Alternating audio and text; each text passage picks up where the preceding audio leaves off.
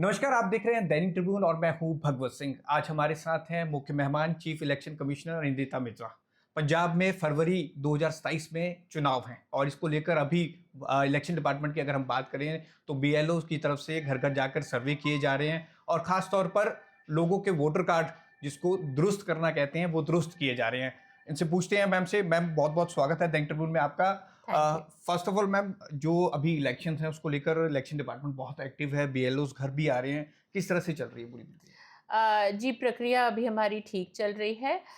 SIR हमारी अभी शुरू होनी है। इस वक्त हम एसआईआर की तैयारियां कर रहे हैं ताकि जब एक्चुअली एसआईआर शुरू हो उस वक्त ना किसी को वोट ढूंढने में प्रॉब्लम हो, ना किसी को अपने डॉक्यूमेंट्स ढूंढने में प्रॉब्लम हो।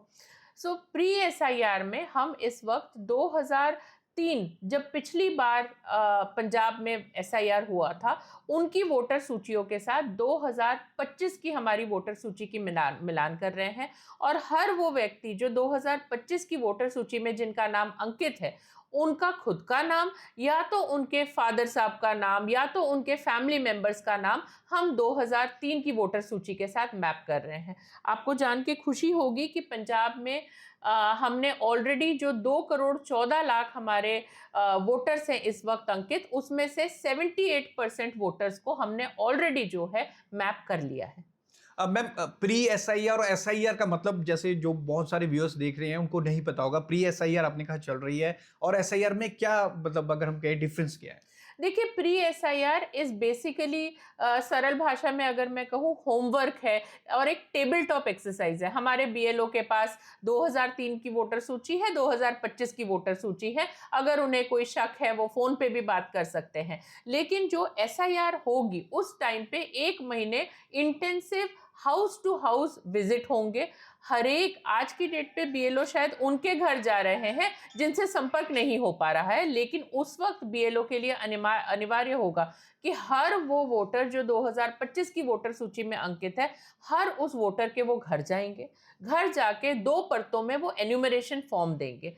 अक्सर हमारे वोटर्स के मन में ये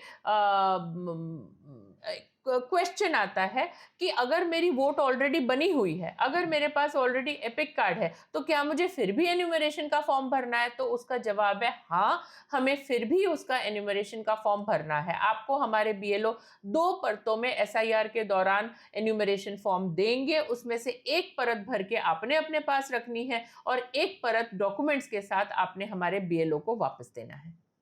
मैम, जैसा कि आपने बताया कि बीएलओस काम कर रहे हैं, लेकिन बीएलओस को काफ़ी डिफिकल्टीज भी आ रही है और मैक्सिमम जो बीएलओस हैं वो टीचर्स हैं।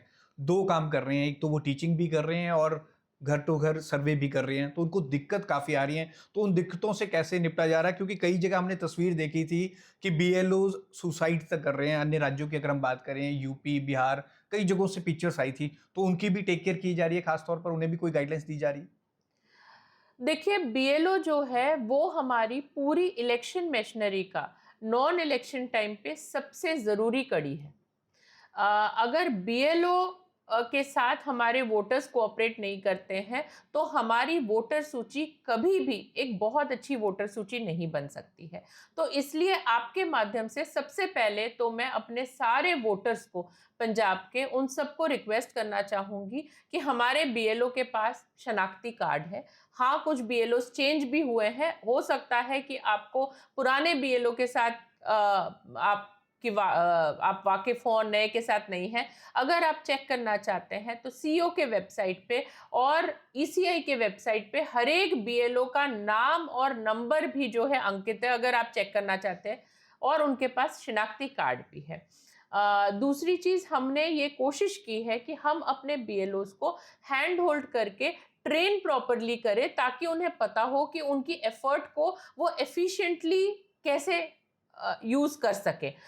इन्हीं सारी चीज़ों का नतीजा है कि आज हमारी 78% जो है प्री एसआईआर मैपिंग ऑलरेडी हो चुकी है। मैम, आपको लगता है जैसे बीएलओ घर घर जाके सर्वे तो कर रहे हैं, लेकिन इसको लेकर अगर पब्लिक प्लेटफॉर्म पर, कहीं मंदिर पर, कहीं पर अगर कम्युनिटी सेंटर्स में इस तरह की अगर अवेयरनेस कैंप लगाए जाए, लोगों को वहां बोला जाए तो लोग खुद आकर वहां पे बनाए, उन्हें घर घर जाने की जरूरत ना पड़े, इसको लेकर भी कैंप लगाए जाएंगे पूरे पंजाब भर में? देखिए, एसआईआर के समय तो घर घर जाना अनिवार्य है। वो कैंप के माध्यम से नहीं हो सकता है। ईसीआई के इंस्ट्रक्शंस के मुताबिक बीएलओ ने हर घर पे जो है जाके ही एन्यूमरेशन फॉर्म जो है वो देना है। दूसरी चीज़ है, जहाँ तक अवेयरनेस का सवाल है, तो आप मंदिर गुरुद्वारा की बात कर रहे हैं, वहाँ से रूरल एरियाज़ में अनाउंसमेंट्स कंटिन्यूअसली जो है किए जा रहे हैं कि आप बीएलओ के साथ कोऑपरेट करें।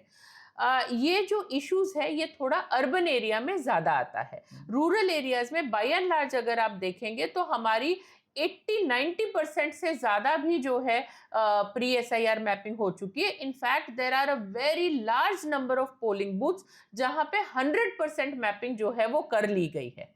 बट अर्बन एरियाज में क्योंकि लोग बाहर से आए हुए होते हैं, विलेज से शहर में शिफ्ट हुए होते हैं, ट्रांसफर होके आए होते हैं, या कभी कभी हाई राइज बिल्डिंग्स में आए हुए होते हैं, उसमें हम ये कोशिश कर रहे हैं कि जितने रेसिडेंट वेलफेयर एसोसिएशंस है, मार्केट वेलफेयर एसोसिएशंस है, उनके साथ कंसर्न्ड एसडीएम जो है राब्ता अपना कायम कर रहा है। उसके अलावा हम बहुत जल्द ही आप सबके माध्यम से बहुत ह्यूज एक अवेयरनेस का प्रोग्राम जो है वो लॉन्च करने लगे हैं। मैम, जहाँ जहाँ पर भी इलेक्शन हुए या हो रहे हैं, ऐसा कहा जा रहा है कि वहाँ पर लाखों वोट कटे हैं। इसको लेकर लोगों के मन में बहुत शंका है कि इसके माध्यम से उनके वोट कट जाएंगे। क्या ये बात सच है? देखिए, एसआईआर का एक मोटो है। एसआईआर का मोटो ये है, no eligible voter to be excluded, no ineligible voter to be included. ठीक है जी।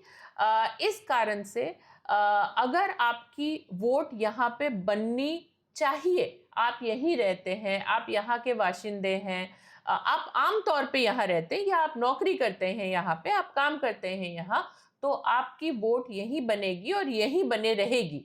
पर अगर आप परमानेंटली शिफ्ट हो गए हैं, या आपकी ट्रांसफ़र हो गई है, या आपके परिवार के कोई मेंबर जो है उनकी डेथ हो गई है, तो हाँ, वो वोट ज़रूर काटे जाएंगे।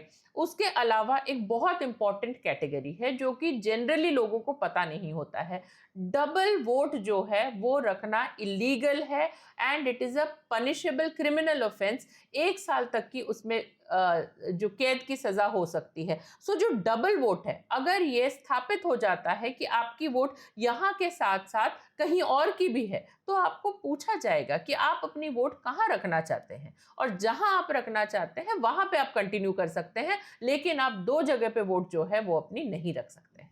एक मैम, न्यू वोटर्स हैं जो अभी 18 के हुए हैं, वोट कार्ड बनाना चाहते हैं, वो कैसे अप्लाई कर सकते हैं ऑनलाइन, खास तौर पर अगर आप उन्हें सजेस्ट करना चाहें? देखिए, ऑनलाइन तो ईसीआई नेट पे जाके आप लॉगिन करके बहुत सरल ढंग से आप कर सकते हैं। अभी भी वो प्रक्रिया चल रही है।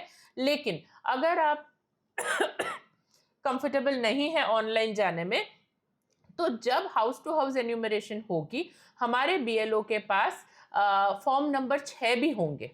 तो उस वक्त जितने भी 18 साल कंप्लीट कर रहे हैं, जो कट ऑफ डेट होगी उस वक्त जो ईसीआई की नोटिफिकेशन में, जितने बच्चे उस टाइम के 18 साल के हो रहे हैं, वो उसी वक्त जो है हमारे बीएलओ से फॉर्म लेके सेल्फ डिक्लेरेशन दे के, जब वो दोबारा आपके घर आएंगे, आप उन्हें पकड़ा सकते हैं।